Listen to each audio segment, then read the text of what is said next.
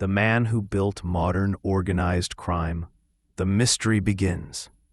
November 4th, 1928. The Park Central Hotel in Manhattan. Room 349. The most luxurious hotel in New York City, where the wealthy and powerful conduct their most secretive business. A commotion echoes through the corridors. Hotel staff rush to investigate.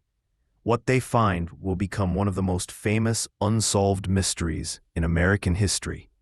The man found wounded on the floor, clutching his stomach, was about to take the biggest secret in American criminal history to his grave. His name was Arnold Rothstein, but in the underworld, everyone knew him by another name, the Brain. This wasn't just any incident. This was the downfall of the man who had single-handedly transformed American organized crime from street-level thuggery into a sophisticated, multi-million-dollar enterprise. Rothstein didn't just participate in organized crime. He invented modern organized crime. He was the architect of corruption, the master of manipulation, the professor who taught future mafia bosses everything they knew. He fixed the World Series. He financed Prohibition-era bootlegging operations across the entire country. He turned gambling from a back-alley activity into a nationwide network. He laundered money before the term even existed. But most importantly, he took young street criminals and turned them into the most powerful crime bosses in American history. Names you've heard of: Lucky Luciano, Meyer, Lansky, Frank Costello. They were all his students. Tonight, we're going to uncover the true story of Arnold Rothstein, the man who built the foundation that every organized crime family in America would be built upon. This is the story of the Brain, and how one man's genius created an empire that would outlast him by decades. The making of a criminal genius, the Lower East Side of Manhattan, a neighborhood teeming with immigrants, opportunity, and desperation. Into this world was born Arnold Rothstein, the son of a respectable Jewish businessman. But from the very beginning, Arnold was different. While other children played games, Arnold studied the games. He learned to calculate odds in his head. He understood probability theory before he even knew what it was called. By age 10, Arnold was already making money, not from chores or odd jobs, but from gambling. He would bet other children on everything: dice games, card games, even which direction a bird would fly, and he almost always won. His father, Abraham Rothstein, was a successful businessman who wanted his son to follow a respectable path. But Arnold had no interest in respectability. He was fascinated by the underground economy, the world where real money could be made by those smart enough to understand it. At age 16, Arnold dropped out of school. His father was devastated, but Arnold had already seen his future, and it wasn't in a classroom. He started small, running poker games in the back rooms of saloons, lending money to gamblers who couldn't pay their debts, taking bets on everything from boxing matches to horse races. But even in these early days, Arnold was different from other young criminals. While they relied on muscle and intimidation, Arnold relied on his mind. He kept detailed records of every transaction. He studied his customers' habits. He learned their weaknesses. Most street criminals operated day by day, looking for quick scores. But Arnold was thinking years ahead. He understood that real wealth came from building systems, not just taking individual scores. by his early 20s, people were already calling him the Brain, not because he was book smart, but because he could see angles that others couldn't. He could predict human behavior. He could calculate risks that other gamblers couldn't even imagine. Arnold Rothstein had discovered something that would make him legendary.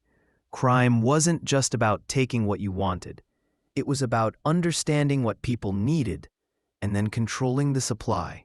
And Arnold was about to prove that with enough intelligence, organization, and capital, you could control almost anything. A World Series scandal, anatomy of the perfect crime. World War I has just ended. America is booming, and baseball is the national pastime. The Chicago White Sox, led by shoeless Joe Jackson, are heavy favorites to win the World Series against the Cincinnati Reds. But Arnold Rothstein is looking at the odds and seeing something different. He's seeing the greatest opportunity in gambling history. The plan begins months before the World Series. Rothstein doesn't approach the players directly. That would be too risky. Instead, he works through a network of intermediaries, small-time gamblers, former players, people who can get close to the White Sox without arousing suspicion. The approach is brilliant in its simplicity. 8 key players from the White Sox, including some of the best players in baseball, are offered a total of $100,000 to deliberately lose games.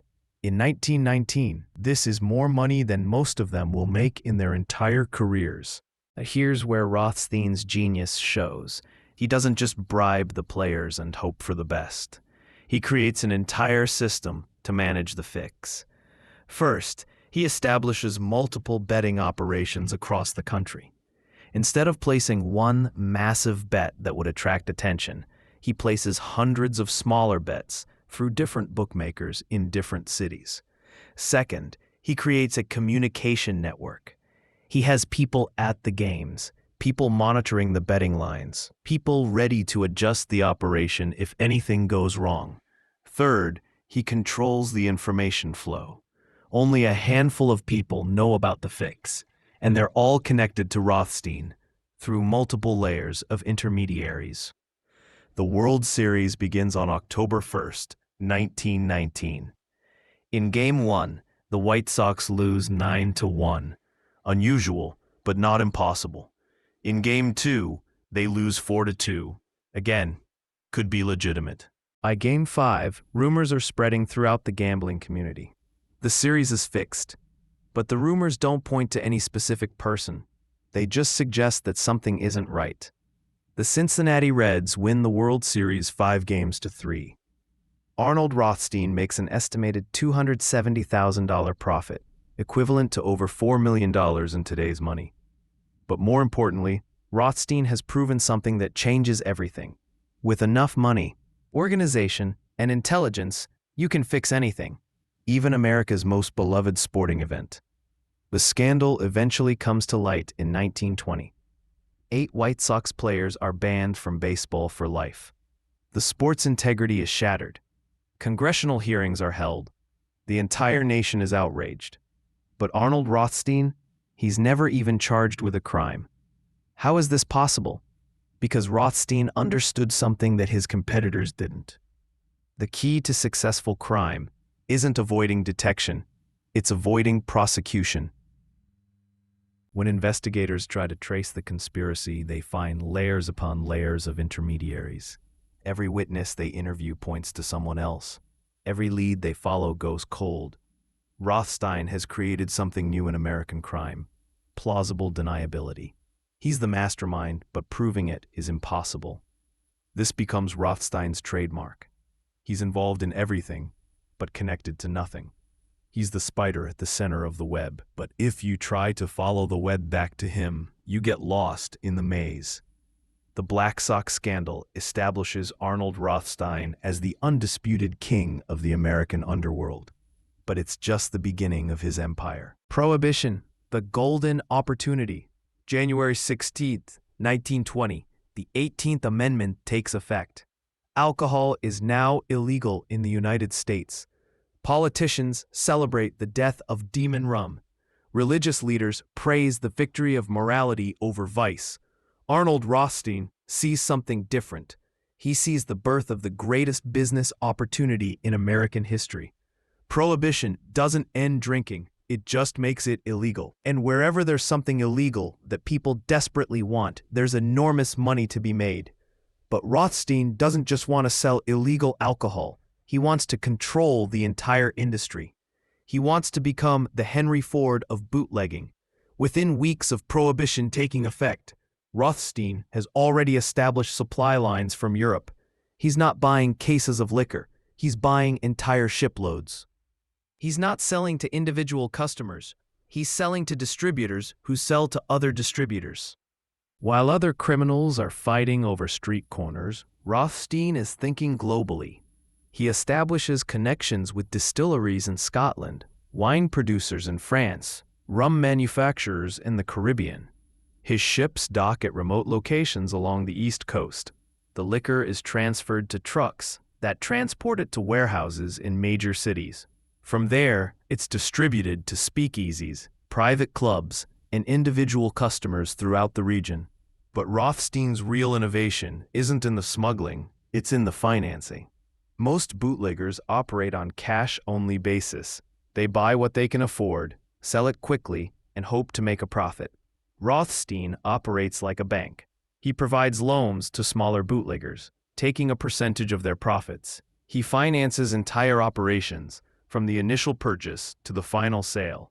He even provides insurance. If a shipment gets seized, he absorbs the loss in exchange for a bigger percentage of future profits.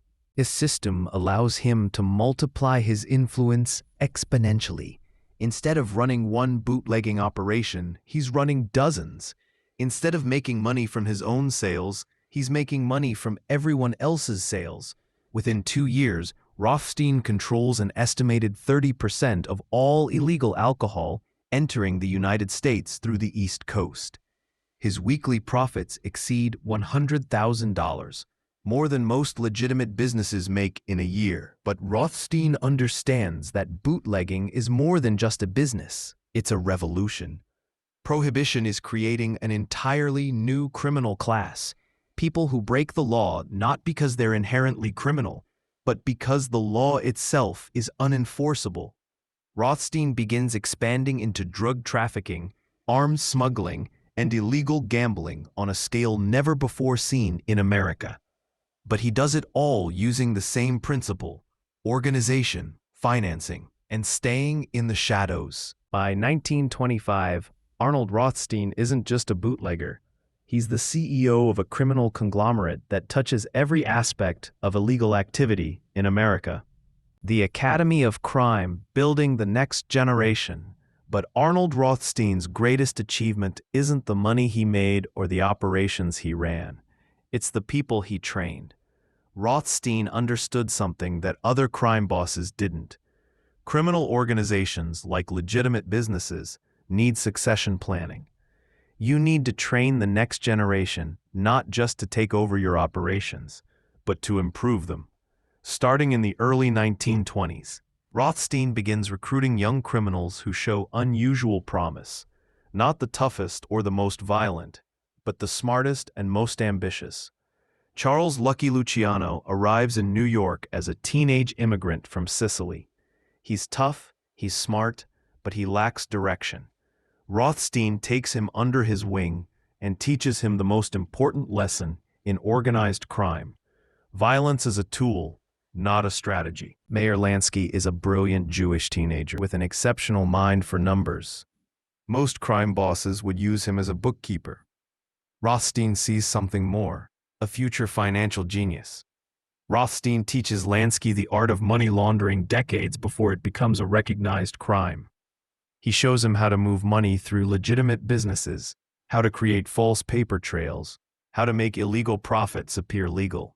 Under Rothstein's tutelage, Lansky develops the financial systems that will support organized crime for the next 50 years. He becomes known as the mob's accountant, but his education begins in Rothstein's office. Frank Costello is a charismatic young man with natural political instincts. Rothstein recognizes his potential and teaches him the most sophisticated aspect of organized crime: corruption. Meyer Lansky is a brilliant Jewish teenager with an exceptional mind for numbers. Most crime bosses would use him as a bookkeeper. Rothstein sees something more: a future financial genius.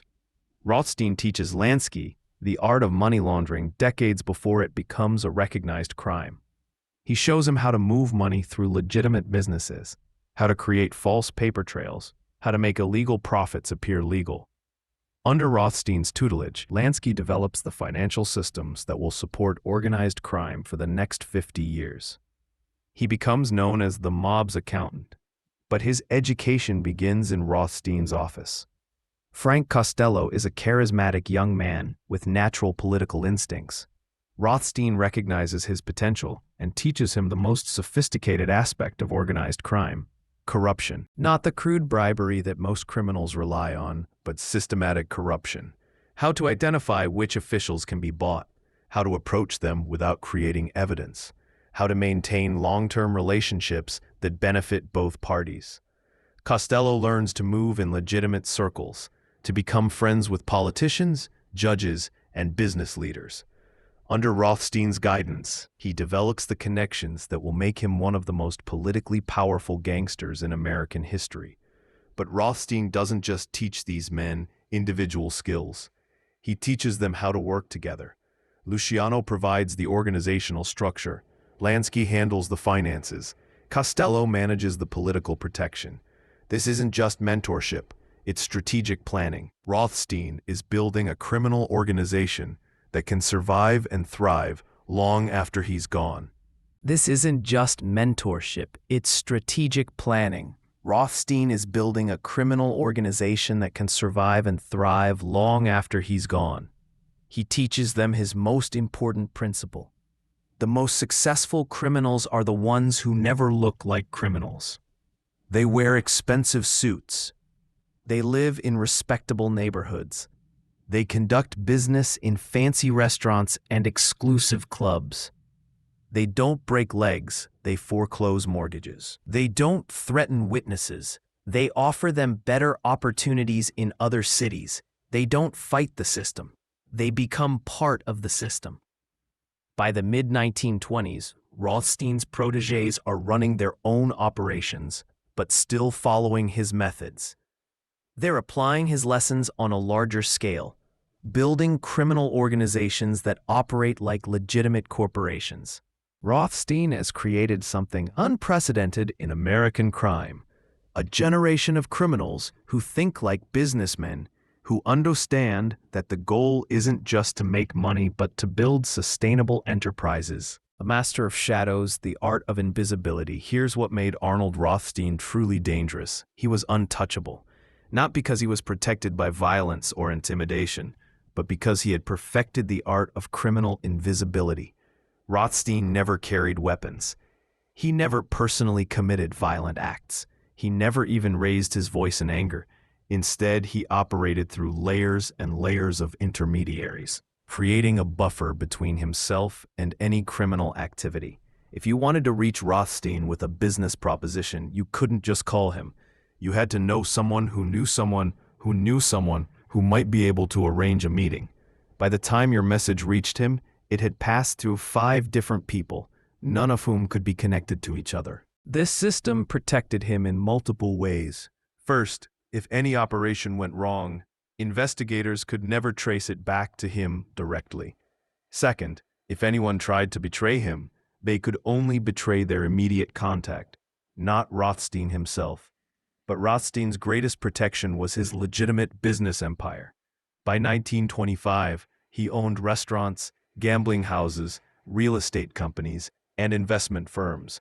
His illegal profits flowed through these businesses, emerging as legitimate income. When investigators looked at his tax returns, they saw a successful businessman with diverse investments. When they examined his bank accounts, they found deposits from his various legitimate enterprises. When they tried to prove he was a criminal, they found only evidence that he was a very successful entrepreneur.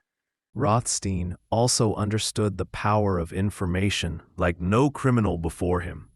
He collected secrets the way other people collected stamps. He knew which politicians were corrupt, which police officers could be bought, which judges had gambling debts, which businessmen had affairs. This information served as both sword and shield. When he needed a favor, he knew exactly who to approach and how to approach them. When someone threatened him, he knew exactly how to make them reconsider. But Rothstein's information network wasn't just about blackmail. It was about creating mutual benefit. He didn't just corrupt officials, he made them partners. They didn't just take his money, they became dependent on his success. A police captain who took Rothstein's money to ignore gambling violations found himself promoted to chief, partly due to Rothstein's political connections. A judge who ruled favorably in cases involving Rothstein's associates found himself recommended for higher positions. Weren't just officials who could be bought. They were officials whose careers were intertwined with Rothstein's success. The result was a level of protection that no American criminal had ever achieved. While other gangsters were constantly in and out of prison, Rothstein operated with complete impunity. When other crime bosses needed to resolve disputes through violence, Rothstein resolved them through negotiation, mediated by officials who owed him favors. When other criminals fled the country to avoid prosecution, Rothstein attended charity dinners with the same prosecutors who were trying to build cases against his competitors. This was criminal organization at its most sophisticated level. Rothstein had created a system where crime and legitimate society weren't in conflict. They were in partnership. The final hand, when genius meets fate. But even the most brilliant criminal eventually makes a fatal mistake. For Arnold Rothstein, it came in the form of his greatest weakness, his unshakable belief in his own intelligence. September 1928, Rothstein sits down for what would be his final high-stakes poker game. The stakes are enormous. Hundreds of thousands of dollars change hands over several days of play. When the cards are finally revealed, Rothstein owes $320,000, equivalent to nearly $5 million today. But Rothstein does something unprecedented in his career. He refuses to pay. The game was rigged, he claims. I don't pay on rigged games. This was a catastrophic error in judgment. In Rothstein's world, there was one cardinal rule that even he couldn't break. You always pay your gambling debts. Always. No exceptions. November 4th, 1928, Rothstein receives a phone call. He's told to come to the Park Central Hotel, room 349. There's going to be a meeting about the... Rothstein knows it's dangerous, but he had never backed down from a confrontation in his life. That evening, Arnold Rothstein enters room 349. A confrontation erupts over the unpaid debt. Someone pulls out a weapon. A single shot is fired. Rothstein is struck in the abdomen. Wounded and bleeding, Rothstein staggers out of the room and collapses in the hotel stairwell. The police arrive quickly and ask him, "Who did this to you?" Rothstein, even in his dying moments, follows the criminal code. "I won't tell you anything. You'll have to find out for yourself." Arnold Rothstein passes away shortly after, taking the identity of his attacker to the grave. The case remains unsolved to this day. The person who ended his life is never officially caught. But his empire lived on. His students, Lucky Luciano, Meyer Lansky, Frank Costello, took everything he had taught them and built it into the modern American Mafia. The man they called the Brain had turned crime into a science, and his legacy would live forever. The case may be closed, but criminology never sleeps. Like and subscribe at Join Criminology, and step deeper into the dark with us.